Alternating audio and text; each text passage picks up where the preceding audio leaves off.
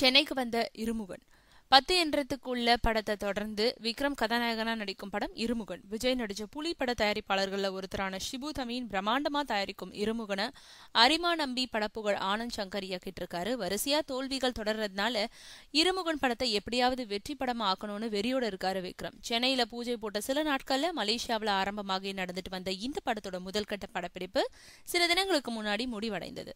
இதையடுத்து அண்மையில சென்னை திரும்பி இருக்காரு இருமுகன் படக்குழுவினர். சில தினங்கள் ஓய்வெடுத்த பிறகு நாளை மறுநாள் இருமுகன் படத்தோட படப்பிடிப்பு சென்னையில தொடங்க இருக்கு. சென்னையில நடக்க இருக்கும் இருமுகன் படத்தோட 2வது கட்ட படப்பிடிப்பு தொடர்ந்து 3 வாரங்கள் நடக்குமா. இந்த படத்துல விக்ரம் 2 வித்தியாசமான கேரக்டர்ல நடிக்கிறாரு. அதுல ஒன்னு நெகட்டிவ் கேரக்டர். இந்த படத்துல கதாநாயகியா நயன்தாரா நடிக்கிறாங்க.